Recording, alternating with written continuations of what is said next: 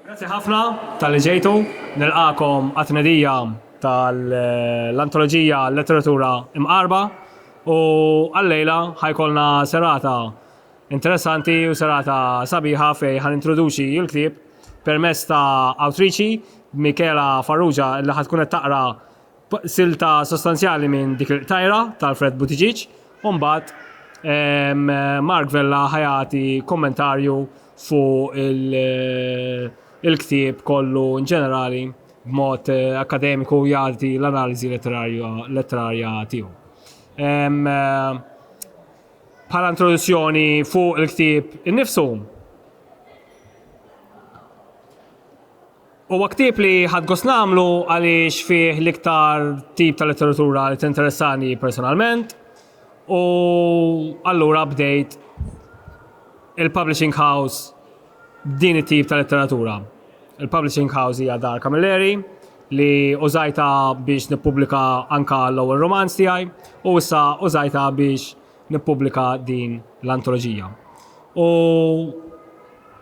is-siltiet għandhom time span ta' bejn wieħed u ieħor jisu ta' 40 sena u l-eqdem waħda hija tal-Fred Buttigieg li ħarġet fi snin 80 u mbagħad tkompli għas snin 90 u mbagħad fis-seklu ieħor. Kieku kelli nagħmel antoloġija oħra bil-kitbiet imqarbin ta' 40 sena qabel ta' qabel is-snin 80 kienet tkun kompletament differenti.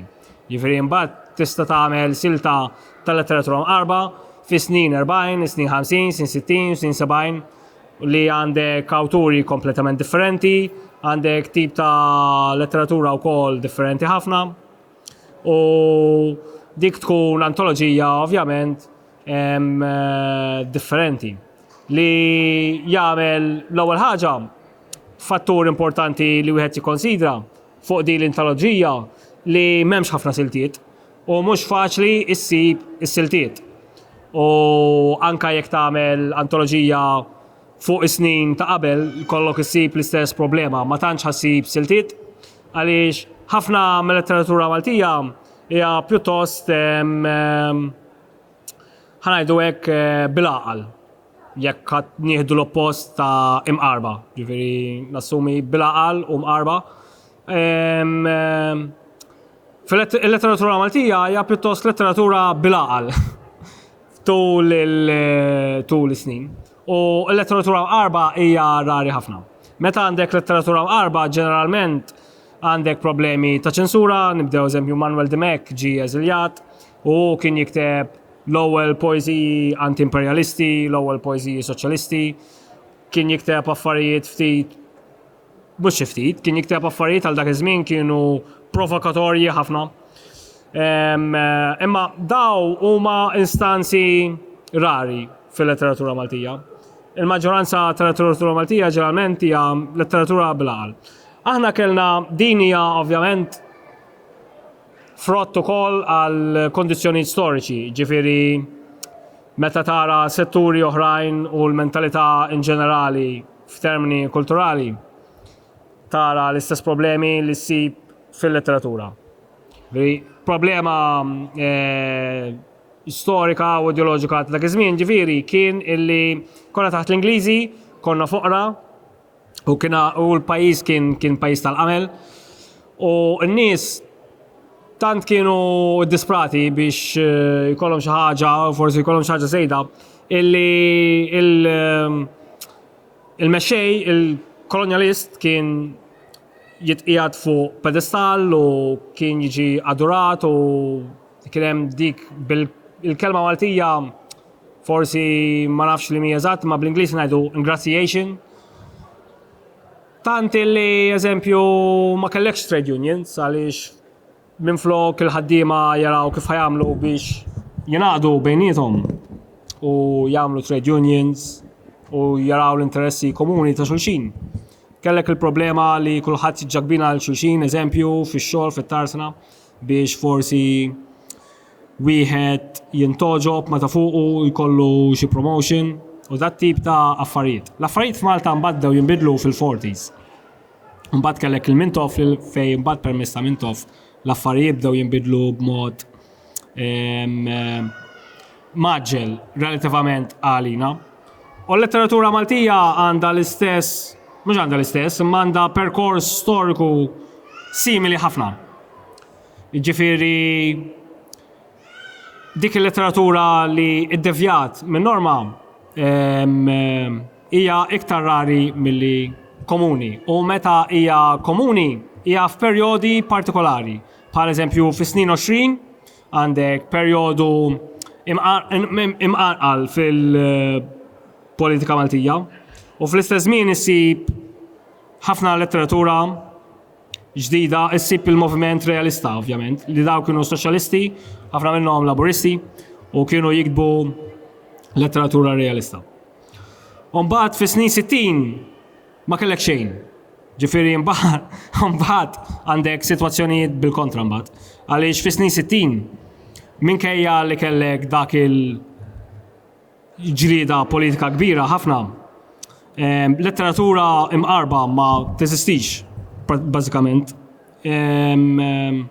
Il-kittiba kienu jiktbu affarijiet sterili li għazbis kienu relevanti u n-nies ma kienux jaqrawhom u ġifieri bażikament isek għandek żmien ta' kważi irrelevanza totali l-letteratura Maltija, kemm f'termini letterarji, kemm f'termini politiki, soċjali, kienet vera illum il-letteratura ħafna iktar. Bad fis-snin 70 kellek il-moviment qawmien letterarju u beda ikollok kitbiet ġodda li kienu interessanti u għal-letteratura kienu differenti u distinti. Imma dan kollu bakkelek fersi il-Mario Sopardi, eżempju Mario Sopardi kieku jiffiċerja f'antoloġija bħal di. Kellek il-Dorin li kieku tiffiċerja wkoll Dorin. Għax Dorin toħodha kontralla eżempju. Qabel ħadd ma kien joħodha kontralla.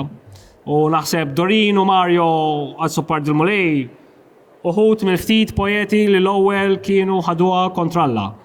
Imma, alright, daw ħaduha kontralla fis-70s. Il-ġlieda kontralla kienet saret diġà mill-Partit Laburista, ġifieri il-kittiba qatt ma kienu avant-garde, ġifieri dawk li kienu avant-garde kienu iktar fil-politika. Ġifieri l-ewwel politiċi imexxu id-direzzjoni u mbagħad il-kittiba jimxu speċi wara. Illum għandek iktar forsi vuċijiet distinti u imqarbin u forsi daw qed jiżdiedu. U l-imqarbezza hija ovvjament jiddependi, għax għandek politika, għandek sessualità, moralità u reliġjon, ġifri għandek temi differenti wkoll. Jiena ma neħux ħafna iktar minn ħin tagħkom, issa kif għadd wara d-diskors tiegħi ngħaddu għal qari professjonali minn attriċi Michela Farrugia, u mbagħad Mark Vella ħajamel l-analiżi letterarja tiegħu fuq il-ktieb.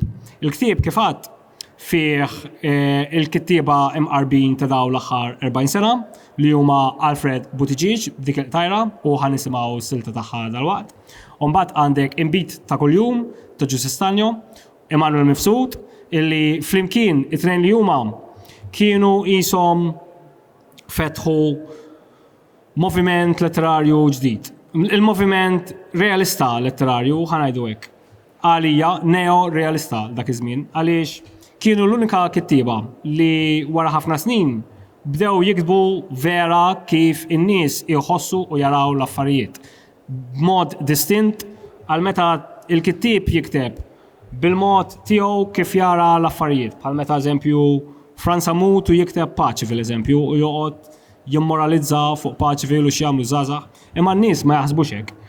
U li jagħmlu interessanti għalhekk marru tajjeb fil-fatt u kulħadd kien jaqrom dak iż-żmien. Għaliex Giuseppe Stanjo u Emanuel Mifsud kitbu b'tali mod kif kienu jaħsbu ħafna żgħażagħ dak iż-żmien. U mbagħad hemm is-silta ta' College Cambridge li hija silta fuq l-attivisti u ovvjament l-attivisti huma imqarbin u jagħmlu l-protesti u il-manifest tal-killer huwa anke Karl tkellem ħafna fuq il-ktieb tiegħu u huwa essenzjali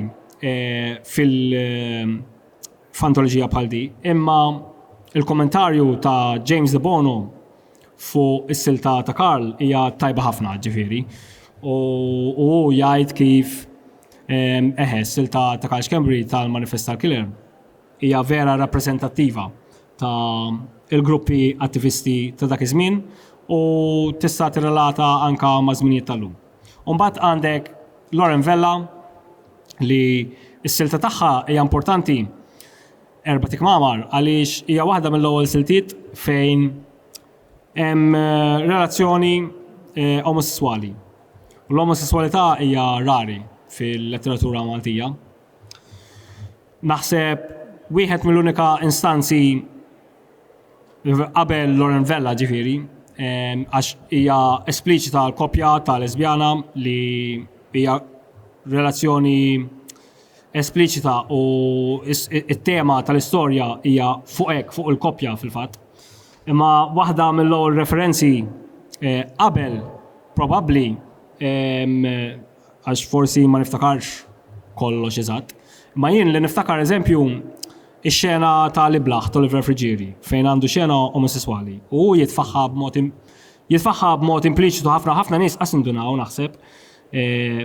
Fil-fatt ma jindunawx ħafna nies bija li hija xena omosessuali, ma jien konvinti ġifieri għax daħal jorqod miegħu taħt il-frix. Ma ħafna nies anke peress probabbli għax huma jassumu tipo Oliver Frigieri qatt mhux se jikteb xi ħaġa hekk u jaqrawh bil-bias ta' Oliver Frigieri forsi l-ktieb Liblaħ.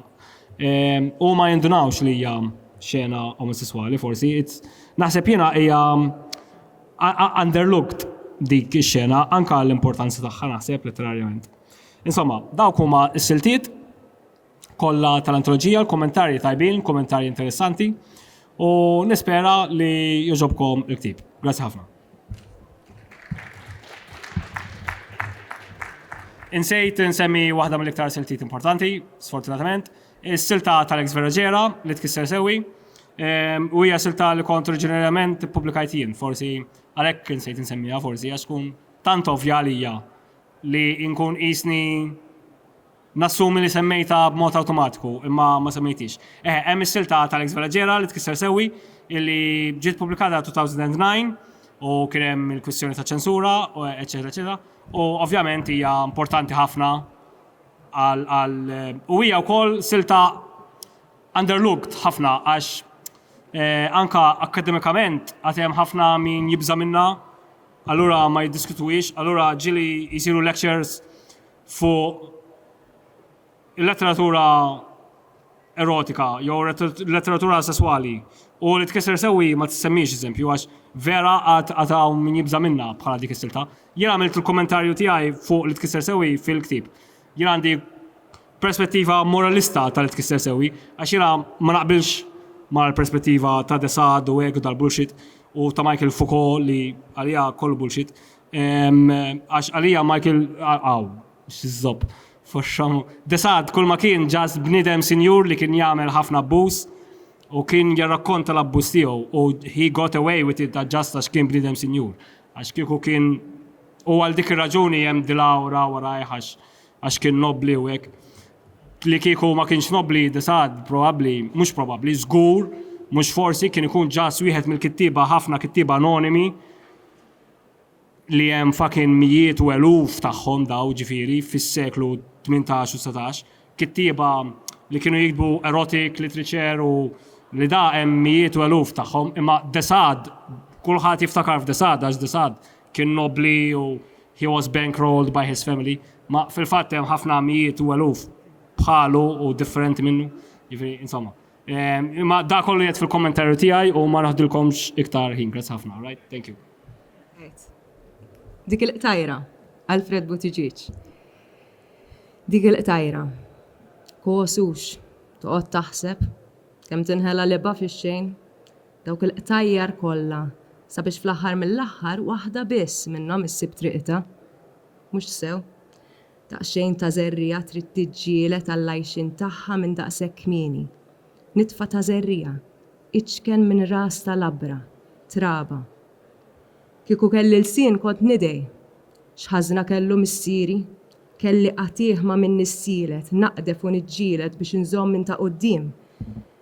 Kieku kelli ras, kienet tispiċċa miġuha, interraq f'kuruturi jaqtu f'xulxin imgerfxa imħabbla li m'għandek tieħu minn fejn taqbad tgħaddi. Li kieku kelli ġisem, kont niġri saqajja ma' sormi, kont nasal l-ewwel bla taħbit ta' xejn. Iżda kieku kelli moħħ, kont nifhem li aħjar bqajt l-art bħall-oħrajn u ntemmejt fix-xejn milli spiċċajt midfun wara bieb li kellu jinfetaħ biż-żmien. Min kien jaf meta. Ġenesi. Fil-bidu ma kien hemm xejn ardlam u vojt u l-ispirtu tiegħu mexxa fuq l-ispirtu tagħha u l-ewwel żerriegħa ġiet miżruha. Din ħadet il-ħajja minnu fih u l-ħajja oġbitha. Kibret u fi ftit żmien saret ċappa laħam.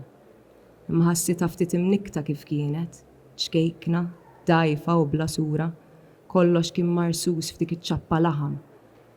Darba waħda għamlet sforz u tqansħet u ġisimha nqasam fi tnejn, biċċa tixxengel fuq l-oħra. Tqansħet u biċċtejn laħam nibtu u ddendlu mal-ġnub tagħha. Tqansħet u par lasti nixfin sparaw l-isfel sakemm sabu xi jżommhom. Tqansħet u żewġ ħrafijiet feġġew f'wiċċha. Tqansħet u l-qalb titħabbat u tifrex id-demm fil-vini kollha. Tqansħet u ġisimha sponta minn bejn kuxtejha. Waqfet titqansaħ, straħet u taxqet bil-ħolqien tagħha. Il-biża li niżol ilha. Kieku stajt, kont nagħżel li jimbtuli difrejja qabel kollox.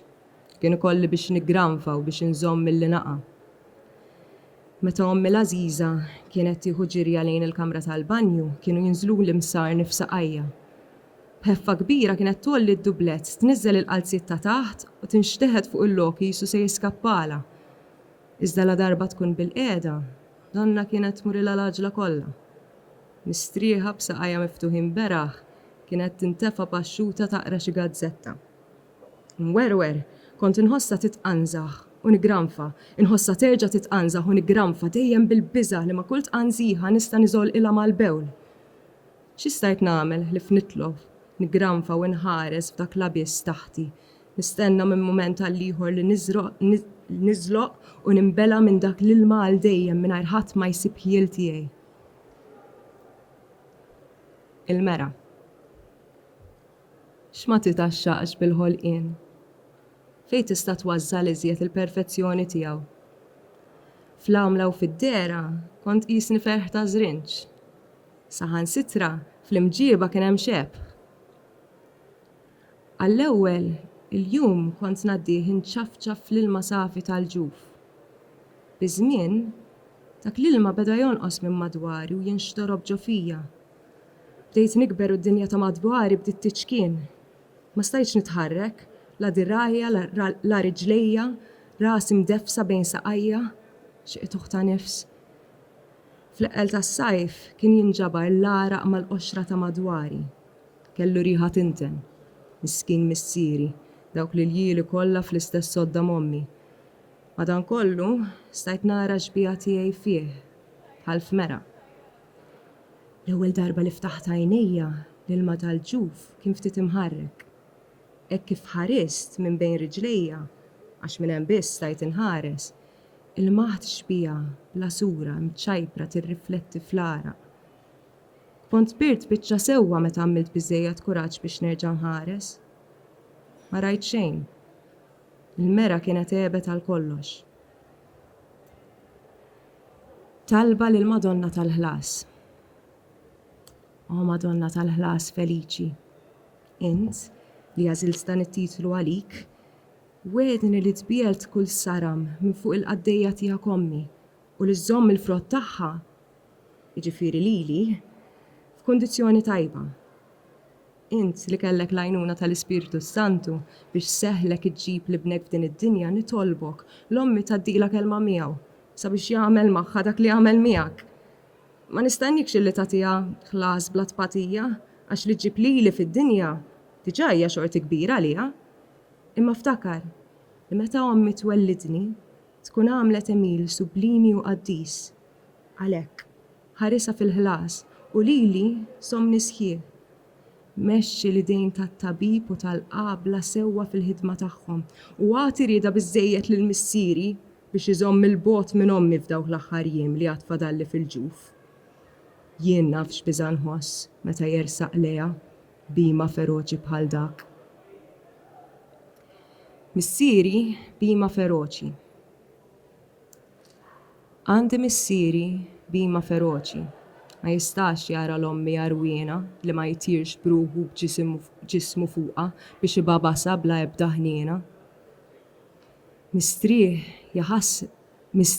jaħasra qatt ma jagħtiha. Għal xejn tgħidlu. Żomm kemm tiflaħ il-bot, ibżalija diċkejkna tarbija, gwejda, dajfa, ħudni naqra bil-mod. Ma missieri qatt ma ried jisma'. Gażaża bellali qabel twilit, f'widnejja f'imnieħri saħan sitra bejn kuxtejja, kull toqba laħaq lija biċċa ta' frit.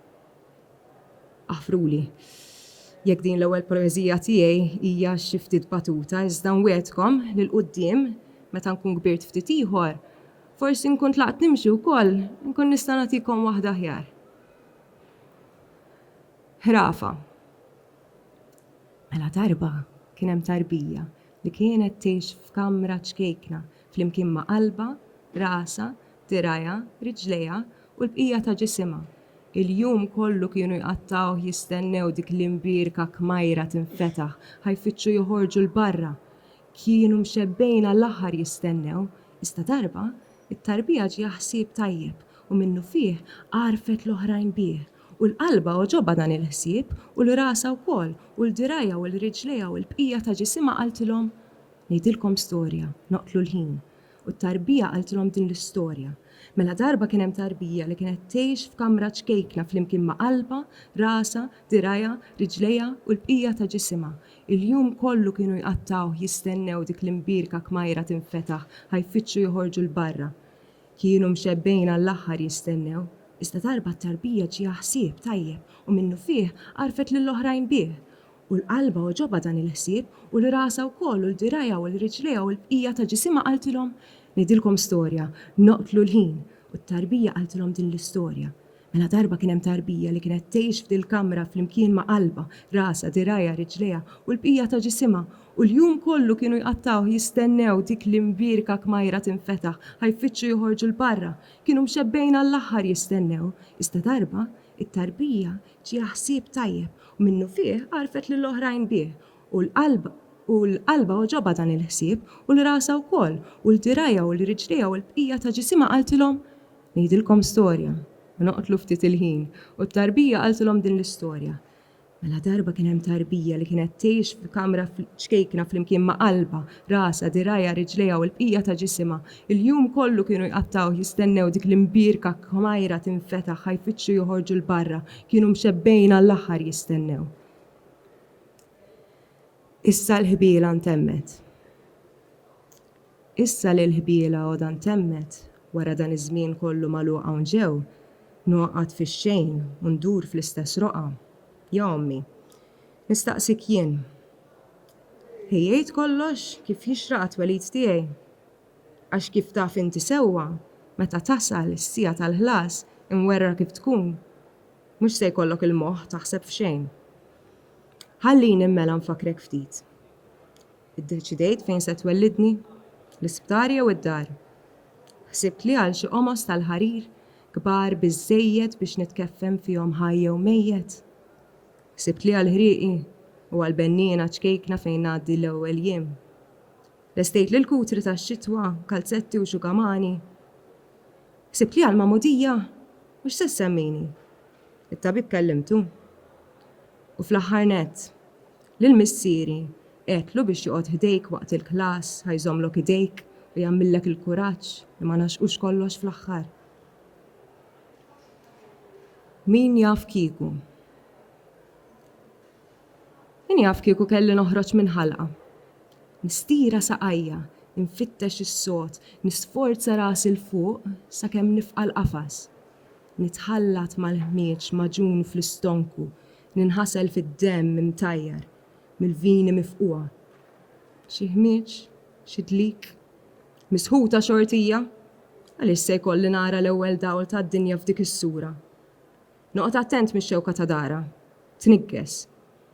Nsib ken fil-pulmun, nieqaf nistrieħ. Nifqa l-pulmun u ninasar bejn il-ħitan tonqa, nitqanża u nimbotta, idejja jixxirfu minn ħalqa, iċartu u jagħmlu l-wisal rasi u għal-bqija ta' ġismi.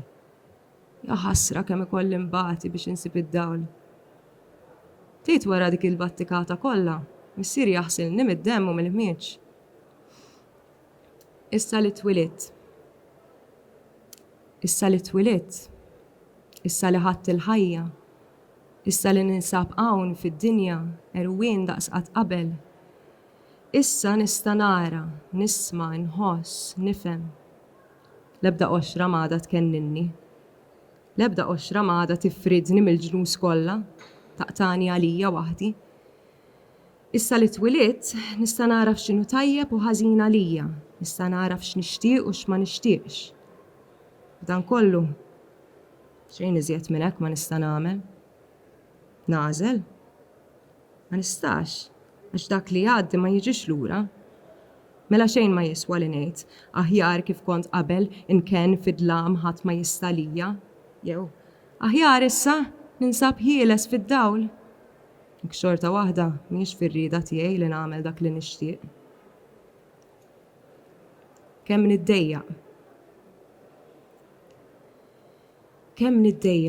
x'inha l-kwiet inkun qiegħed insoff xi seba' nilgħab bil-gażaża. Tiġi ommi. Imxarrab issibni l-ħarqa tneħħili mill-ħmieġ tnaddafni banju fietel tagħtini xi qanja tan-nili, xi kutra tgeżwirni, ftit fl-arja tollini, f'sidira tifgani ma' qalba tannaqni bil-bews f'wiċċi tiksini. Tilab miegħi, tkellimni tajjat, tħallini bla nifs.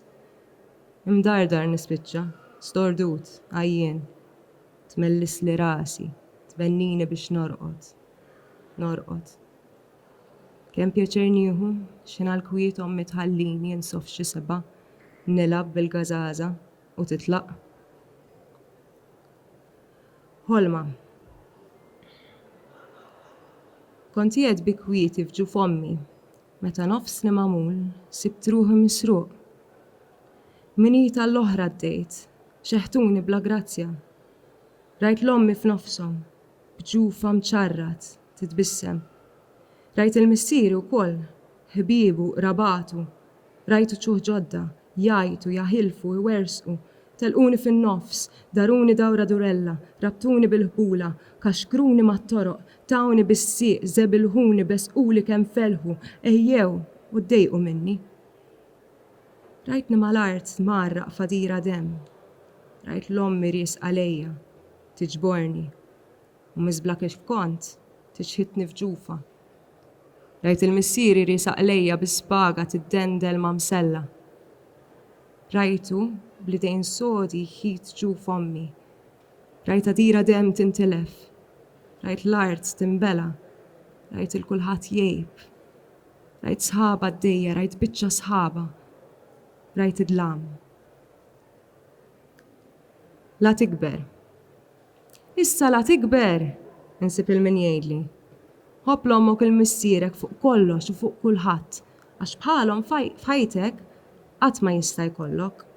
Nisa, ulied, aħwa u ħbieb kemm trid. Iżda ġenituri ma jistax ikollok għajr dawk li tak Alla l-Ażiż. Għalhekk. Qatt tonqos mir-rispett, qatt tinkwethom, obdihom f'kollox. Ikkuntenthom kif tista'. Sabbarhom fi xjuħithom, iqof magħhom dejjem. Ftakar kemm batew għalik biex ġabuk fid-dinja. Kemm għadu neqsin huma sabiex jaqdu lilek. Kemm erqu għaraq tad-demm biex rabbewk. Madan kollu, min bata għalihom? Min staqsa għalihom? Jekk riedu xi ħaġa biex jadew, għax ma rabbewx kelb. Il-quċċija. Faluq l-ewwel sena jagħmluli l-quċċija biex nażel bejn kuruna u ktieb, assis jew għalliem, imqass u martell, ħajjat jew mastru daxxa, fl-ixkun mistura u sikkina, tabib jew biċċier. Kollox semmis bidejja, xejn mhu se jaħrab minn taħt għajnejja. Ir-rebħa mhijiex se tkun tiegħi, imma lanqas tagħhom għax tant se nabbihom bil-ħtija li ħajjithom se nagħmlilhom infern. Il-ktieb inwarbu ma jiswa l-xejn. Il-mistura nniżilha f'nifs wieħed ħanħossla tqaxxarni u tikolni minn ġewwa. L-imqas naħfnu sewwa bejn idejja u nniffet sidri bih sakemm jibda jnixxi d-demm u jiksili ġismi kollu.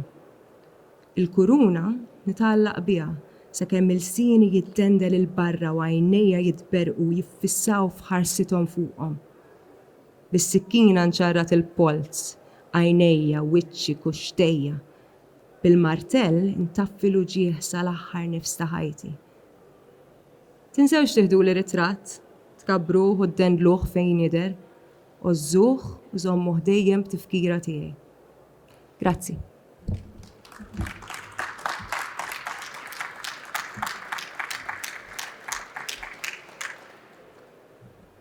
Grazzi ħafna u lejla tajba lil kulħadd.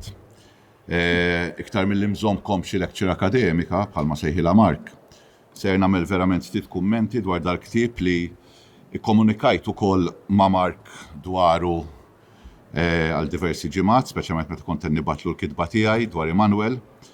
U rajt ukoll id-daħla, ġifieri Mark għandu idea partikolari ħafna tal-letteratura li għandha xi punti li naqbel magħhom, però fil-biċċa l-kbira mbagħad xi kultant naħseb li forsi ċertu sottiljetzi jkun hemm bżonnhom, però imnalla jkun hemm nies li jkollhom l-attitudni ta' Mark li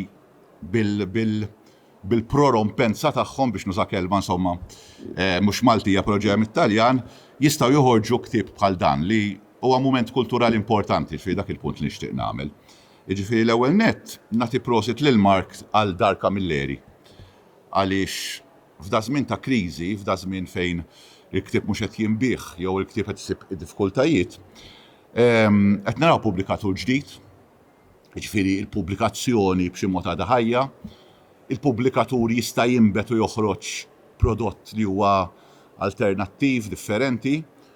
Il-koll nafu li l-pubblikazzjoni hija mestier ingrat u mestier diffiċli u fil-kuntest ukoll tal-ġrajja personali ta' Mark, fil-kuntest anki tal-isfidi li jiffaċċja u għadu jħabbat wiċċu magħhom minħabba il-pożizzjoni pubblika tiegħu, insomma, Mark jgħid f'wiċċkom kollha insomma jisfida anki lis-sitwazzjoni li għandu billi jgħid jiena ħanaqlax niekol billi nkun pubblikatur.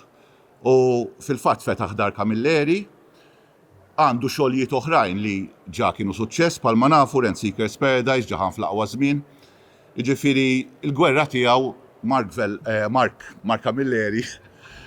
Kamilleri jagħmilha bil-kodba li naħseb hija ħaġa li ta' min wieħed ifaħħarha, ta' min wieħed jammira u naħseb li fil-każ ta' Mark ukoll din il-ġlieda kienet ukoll effettiva. Jiġifieri bil-kitba, bil-kodba u bl-awra tal-kultura li hija rari ħafna fis-soċjetà tagħna speċjalment kif qed ngħixu aħna Malta bħalissa naħseb dik hija kisba importanti ta' min niċċelebrawha. Rigward dal-ktieb huwa naħseb bidu interessanti għad-dar li qed jivviżwalizza Mark għall-futur u interessanti għaliex isa b'xi mod tagħlaq nara jiena perjodu li issa jisu wasal biex jgħaddi. Naħseb il-ġenerazzjoni li kitbu dawn il-kitbiet issa qed jibdew bil-mod għalkemm jagħmlu xogħlijiet iktar maturi. Forsi jħallu l-wisal żgħażagħ li ħajkbu xi ħaġa tal-istess intensità, tal-istess kwalità iżda differenti milli kienu jiktbu huma jew aħna eċetera. U naħseb allura dan huwa dokument ukoll importanti li jgħid isma' kien hemm ċertu tip ta' letteratura sovversiva, espressjoni alternattiva li seħħet anki fi żmien partikolari, anki fit-tmeninijiet, jiena ma kontx familjari mal-kitba tal-Alfred Buttigieg. U hawnhekk għandna dokument li b'xi mod jiġbor mumenti saljenti ta' meta il-kitba ipprovat tagħmel dik id-differenza minn dak li kien u jgħidha bir-raġun Mark kemm il-darba kien hemm kitba li għalkemm importanti u għandha valur kienet xi drabi kemm xejn sterili. U fil-fatt nafu wkoll li ċertu kitba li bdejna naraw fl-aħħar tad-disajnijiet, xogħlijiet bħal ta' Karl, bħal ta' Giuseppe Stagno, anki ta' Emanuel, kienu wkoll b'xi mod reazzjoni mhux kontra letteratura ħażina, iżda kontra ċertu sterilità jew kontra ċertu eġemonija kulturali li ridet tħalli l-affarijiet kif huma mingħajr ma tqanqal dak li l-maqiet li xi ħut minna konna naraw u li kien idejjaqna. Jidher ukoll anki meta naraw dis-sena ċertu pubblikazzjoni ġodda u ċertu djar tal-pubblikazzjoni ġodda li hemm potenzjal li jkun hemm mewġa oħra ta' kittieba iżgħar minna insomma li ħajjipproduċu xogħol interessanti forsi mhux neċessarjament bix-xokkijiet li fih dal-ktieb. Għaliex hemm ukoll il-punt li letteratura tajba mhux bil-fors għandha tkun jew letteratura ġdida mhux bil-fors għandha tkun ikollha x-xokk bħala sine qua non tagħha. Ovvjament il-mument storiku bħalma jalludi għalih Mark ukoll ifisser li kemm il-darba kien ikun hemm bżonn ix-xokk minħabba l konnet ngħixu f'mument partikolari. Mela bħalma ġara fl-20 u fit-30 fejn kellek pajjiż arretratissimu taħt kolonja dominat mill-Knisja fejn kellek ir-realisti li kienu jisfidaw anki bil-lingwaġġ tagħhom u dan naraw anki f'ħafna kitba mhux ippubblikata ukoll, ġifieri kitba li tista' fil-gazzetti, kienu jixxukjaw bil-mod tagħhom fid-disajnijiet ukoll kien hemm kittieba bħal Giuseppe Stanjo li ħassew l-espressjoni anki mingħajr diżin deliberat naħseb jiena kienu ħassew li l-espressjoni għandha b'xi mod tkun differenti. U ħassew iktar ħelsien biex jesprimu ruhom b'mod li bħalmet jgħid Mark jien ma kontx nemmina ovvjament Mark iżgħar minni esperjenza minnaħa l-oħra. Il-kodba ta' Karl, il-kodba ta' Giuseppe, il-kodba ta' Emanuel, kien hemm ħafna nies li kienu qed jaqrawhom iktar milli stajt nimmaġina jien. Jiġifieri il-fatt li kien hemm nies li qrawhom u li snin wara qegħdin nitkellmu dwarhom u niġbruhom f'antoloġija, nispera mhux nagħlquhom f'debut, jiġifieri, però niġbruhom f'antoloġija u niċċelebraw il-fatt li daw b'xi mod ħallew xi timbru ċkejken fuq il-ġenerazzjoni ta' wara. U naħseb li hemm potenzjal għal żgħażagħ ġodda kittieba ġodda li ta' żmien għandhom ukoll mezzi differenti, għandhom anki mezzi ta' espressjoni differenti li kienu xort oħra fi żmienna. Ġifieri dan ngħidu anki żmien pre-internet fej id-dinja nbidlet ta' taħt fuq minn żmien numru ta' dal-kitbiet. Hija antoloġija ta' letteratura imqarba, nistgħu nsejħula sovversiva forsi, alternattiva. Naħseb imqarba hija kelma daqsxejn interessanti u diffiċli għax bħalmet jgħid Mark u bħalma jagħmel fid-daħla hemm id-differenza bejn il-bilgħaqal u l-imqareb. Sewwa? Jiġifieri hemm dak il-kurrent normattiv li iżomm il-letteratura fuq ċertu livell li ma tqanqalx iżejjed u mbagħad hemm dik il-letteratura bħal Vellaġer li tkisser sewwi dik tajra u xogħol ieħor li tqanqal mbagħad. Però mbagħad imqareb il-kelma mqareb tintuża fil-Malti wkoll xi kultant b'mod kemm xejn paternalist. Speċi li mqareb jaf ikun dak li qed jiddevja xi ftit min-norma. Imma b'xi mod ieħor narġgħu nġibuh magħna. Meta kont għadni mqareb jiena kont immur nagħmel protesti fejn fin kontra l-Hilton. Immissa għandi xogħol normali, għandi l-karozza, għandi d-dar, għandi l-lon u m'għadniex imqareb bħalma kont. U naħseb din hija idea interessanti biex naw xi tfisser verament l-imqarbizza letterarja jew sovverżjoni letterarja, ġifieri hija attitudni ta' darba, attitudni temporanja, attitudni żagħżugħa li tgħaddi u tmur, jew inkella għandna nitkellmu dwar l-imqarbizza bħala xi ħaġa li hija iktar profonda u li hija attitudni li neqgħu nġorru anke bħala artisti, anke bħala kittieba tul il-karriera tagħna b'xi mod jew ieħor. Ġifieri mhijiex biss ix-xokk, l-iskop tax-xokk, l-iskop tal-qata li f'ċertu mumenti storiċi hemm bżonnu, imma attitudni li biha wieħed jikteb jew li biha wieħed jagħmel l-arti fej xorta waħda minkejja li ma jixxukkjax, xorta waħda jagħmel mezz li jkun rilevanti biex ngħidu hekk. U allura anke xtaqt nagħmel il-punt li mhux bil-fors tixxokkja jew tkun imqareb biex tikteb letteratura tajba, u hemm ukoll letteratura li għandna mnejn narawha bħala kajmana bilgħaqal jew konservattiva li forsi hija fija iktar sovversiva milli naħsbu. Imma dak huwa spunt tal-diskors ieħor jew għal-lecture akademika proprja. X'anke semmejna l-Oliver Frigieri u kittieb oħrajn, hemm ċertu kitba kiebja, ċertu kitba kalma li jaf anki bil-mod kif tħaddem il-lingwa jew bil-mod kif tħares lejn l-emozzjonijiet. hija forsi imqarba daqs dawn. Imma ovvjament dan huwa kompjun ta' letteratura li anki għamlet ħoss, ġifieri ngħidluha kif inhi. Dawn huma kotba li jagħmlu l-ħoss, Stanjo u Xkembri reġgħu ħarġu wara 20 sena li ħarġu, Emanuel huwa l-kittib li nafu llum, Alfred Buttigieg, id-drammaturgu Stabilit, Loren Vella, Elix Vella Ġera, dawn ma kienux il-fula f'qara ta' xi ħadd li jagħmel ħossu daqshekk, imma nies li bnew karriera u ovvjament kitbu xogħlijiet ta' ċertu importanza.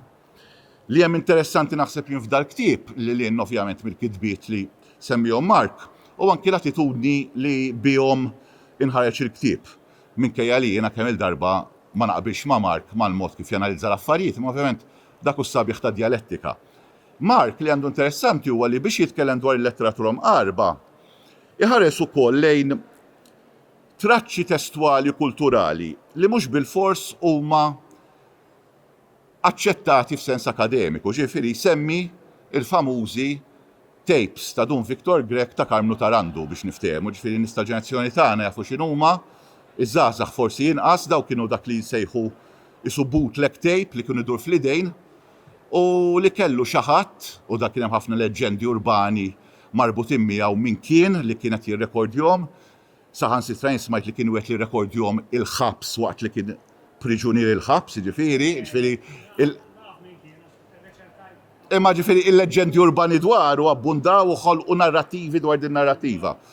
Imma Mark mhux biss iħares lejn il-kodba ppubblikati jew dak aċċettat mill-Akkademja, iżda hemm ukoll traċċi jew fdalijiet jew artefatti kulturali li mhumiex bil-fors ikkonsidrati mill-Akkademja, mhumiex qegħdin forsi fl-istorja tal-letteratura Maltija, imma għandhom importanza u ħallew impatt fuq il-mod kif naraw l-espressjoni, il-kelma miktuba jew forsi huma espressjoni tal-letteratura orali, li b'xi mod jew ieħor għandhom jiddaħħlu bid-dritt f'din l-istorja ta' storja differenti tal-letteratura Maltija biex niftehmu. Ovvjament din l-istorja tal-imqareb hija anki storja li tista' tmur iktar fil-fond fiha, hija storja tal-eġemoniji kulturali, hija storja ta' l-impenn tal-kittieb, ġifieri il-kittieb meta joħroġ għonqu, jekk joħorġu, għala ħarġu f'ċertu żminijiet u f'oħrajn. Il-kittieba huma ħielsa jew kien hemm numru ta' kittieba li kienu ingardzati forsi mal-poter u ma tkellmux ma tkellhom jitkellmu. Il-kittieba kemm huma rilevanti, ġifieri dawn huma kollha kwistjonijiet li jistgħu jinħolqu u l-wieħed jista' jiddiskuti. U hija wkoll storja tal-polemiċi letterarji u tal-aġendi letterarji, ġifieri il-każ li tkisser sewi huwa wieħed emblematiku li però kien hemm ukoll bħalu anki sal-20inijiet, ġifieri kien hemm ġrajiet politiċi reliġjużi fejn kien hemm ċensura minn xi poter jew ieħor fuq xi biċċa letterarja. Jiġifieri xejn mhu ġdid taħt il-kappa tax-xemx, imma dawn huma momenti importanti fejn wieħed ukoll jista' jikteb jew jiddiskuti storja alternattiva tal-letteratura Maltija tal-espressjoni letterarja, eċetera. Semmejna wkoll l-avantgard, jiġifieri l-avantgard wieħed jista' jiddiskuti x'inhu, imma naħseb jiena l-avantgard jew hija kelma forsi tista' tiġi abbużata, naħseb il-kittieb fl-aħħar mill-aħħar huwa dak li bl-użu tal-lingwa, għax dik hija l-uniku għodda li għandu, li lim il-kontenut, li lim mill-mument storiku, eċetera, qed jissovverti l-ewwel net bl-użu tal-lingwa u bil-kitba. Issa jitkellimx dwar A jew jitkellimx dwar B u għal mod kif juża l-lingwa. Jien naħseb li hawnhekk li lin mit-temi li xorta huma attwali ħafna, l-omosessualità, is-sessu drogi, il-bidla f'Malta f'ċertu żminijiet. Naħseb dal-kittieba kollha jibrillaw jew huma nistgħu narfu kemm huwa tajbin għaliex isfrundaw il-mod kif wieħed jikteb. Jiġifieri marru lil mill-mod normali, mill-mod obbligattiv ta' kif wieħed għandu jikteb. U għalhekk forsi isseħħ dik id-differenza bejn l-imqareb u l-bilaqal, għax min ikun bilaqal ukoll jikteb b'mod għaqli li ma jisfidaħħiex il-lingwa, ma jisfidaħħhomx l-istrutturi tal-lingwa. Ovvjament il-kitbiet huma kollha kitbiet naħseb jiena li ġa daħlu fl-istorja minkejja il-żmien qasir li għadda. Ħadd gost issemma Paċeville ta' Franz Ammut għaliex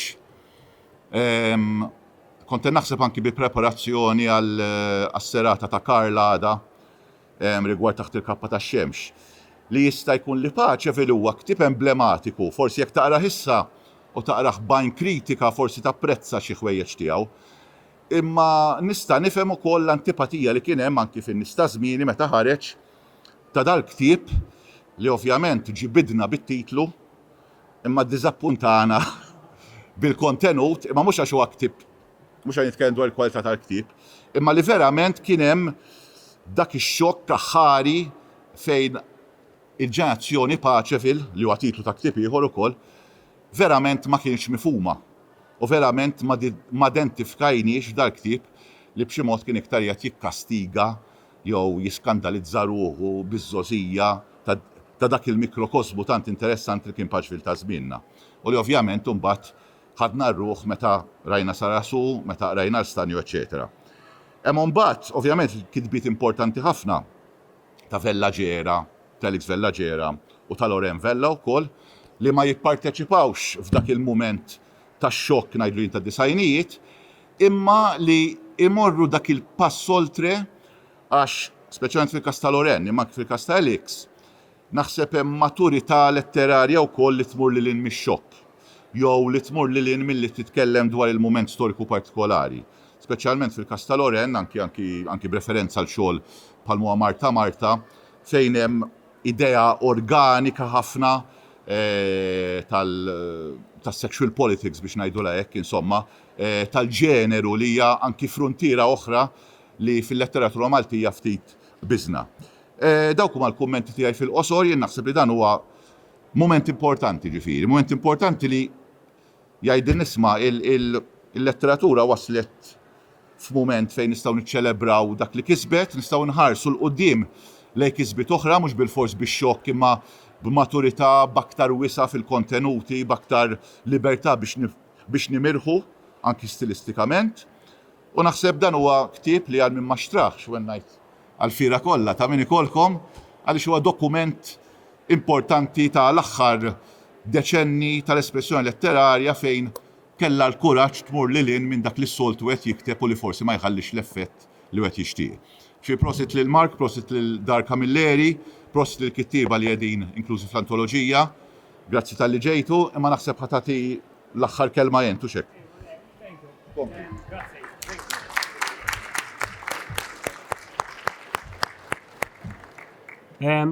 Jina mandi xejn iżjed ngħidilkom li jekk tmorru fuq l-stand ta' Dar Camilleri issa nistidinkom għal tasambit, għandkom tasambit b'xejn u tistgħu tixxu ktieb mill-stand ukoll insomma. Grazzi ħafna, grazzi. Thank you Mark.